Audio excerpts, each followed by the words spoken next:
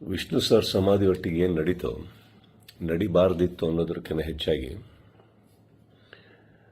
ಒಂದೊಂದು ಅರ್ಥ ಭಾಳ ಚೆನ್ನಾಗಿ ಮಾಡ್ಕೋಬೋದು ಇಲ್ಲಿ. ಏನಂದರೆ ಒಬ್ಬೊಬ್ಬರಿಗೆ ಒಂದೊಂದಿಲ್ಲಿ ನಮ್ಮದೇ ರಾಜ್ಯ, ನಮ್ಮದೇ ಊರು, ನಮ್ಮದೇ ಕಲಾವಿದರು. ಸೊ ಹೀಗಿರಬೇಕಾದ್ರೆ ನಾನೆಲ್ಲ ಅಭಿಮಾನಿಗಳಲ್ಲಿ ಕೇಳ್ಕೊಳ್ಳೋದು ಒಂದೇ, ಇನ್ನು ನಾವು ಓಡಾಡಿದ್ದಾಯಿತು, ನೀವುಗಳು ಓಡಾಡಿದ್ದಾಯಿತು, ಎಲ್ಲರಲ್ಲೂ ಮನವಿ ಮಾಡ್ಕೊಂಡಿದ್ದಾಯಿತು, ದಯವಿಟ್ಟು ಇದನ್ನು ಮಾಡಿಕೊಡಿ, ಸ್ವಲ್ಪ ನೋಡಿ. ಯಾಕಂದರೆ ಒಂದು ಅಳಿಲ್ ಶಕ್ತಿ ಬೇಕಾಗಿತ್ತು ಇದನ್ನು, ಈ ಸಮಾಧಿನ ಉಳಿಸ್ಕೊಳ್ಳೋದಕ್ಕೆ. ಯಾರಿಗೆ ಅಧಿಕಾರದಲ್ಲಿದ್ದು ಯಾರಿಗೆ ಆ ಶಕ್ತಿ ಇತ್ತು ಅವ್ರ ಬಗ್ಗೆ ಹೇಳ್ತಾ ಇದ್ದೀನಿ. ಸೊ ಅದು ಮಾಡಲಿಲ್ಲ ಅಂದಾಗ ಇನ್ನು ಅವ್ರನ್ನೆಲ್ಲ ವಿಷ್ಣು ಸರ್ನ ನಾವು ನೋಡಿ ಬೆಳ್ಕೊಂಡು ಬಂದಮೇಲೆ ಒಂದಂತೂ ನಾವು ಕಲೀಲೇಬೇಕಾಗಿರೋದು, ಇನ್ನು ಭಿಕ್ಷೆ ಮಾಡೋ ಅವಶ್ಯಕತೆ ಇಲ್ಲ, ಕೇಳ್ಕೊಳ್ಳೋ ಅವಶ್ಯಕತೆ ಇಲ್ಲ, ಕೇಳೋ ಅವಶ್ಯಕತೆನೆಲ್ಲ ಮುಗ್ದೋಯ್ತಲ್ಲ.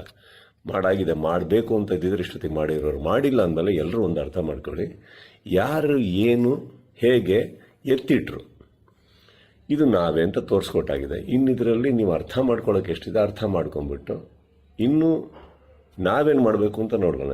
ಈಗ ಮೊನ್ನೆ ನಾವು ವೀರಕಪುತ್ರ ಶ್ರೀನಿವಾಸ ಅವ್ರ ಥರನೂ ಮಾತಾಡ್ತಾ ಇದ್ದೆ. ಅವರು ಒಂದಿಷ್ಟು ಯೋಜನೆಗಳು ಹಾಕ್ಕೊಂಡಿದ್ದಾರೆ, ಆದಷ್ಟು ದೊಡ್ಡ ಒಂದು ಪ್ರತಿಮೆ ಕಟ್ಟಬೇಕು ಅಂತ ಇದ್ದಾರೆ. ಅದನ್ನು ಮಾಡೋಣ, ಬೆಟರ್ ಅಲ್ಲ? ಅದನ್ನು ಮಾಡೋಕ್ಕೆ ನನ್ನ ಸಂಪೂರ್ಣ ನಾನೇನು ಮಾಡಬೇಕು ಖಂಡಿತ ನನ್ನ ಕಡೆಯಿಂದ ನಾನು ಮಾಡೇ ಮಾಡ್ತೀನಿ. ಎಲ್ಲರಿಗೂ ಒಂದು ನೋವಾಗಿದೆ ಅನ್ನೋದೊಂದು ಗೊತ್ತು. ರಾತ್ರಿ ಅದು ನಡೆದಾಗ ಹೇಳಿತನವೂ ಹೌದು, ಮಾಡಿದವ್ರದ್ದು ಬಿಡಿ. ಆ್ಯಂಡ್ ನೋವಾಗುತ್ತೆ, ಬಿಟ್ಟಾಕಿ, ಈಗೇನು ಪ್ರಾಬ್ಲಮ್ ಇಲ್ಲ.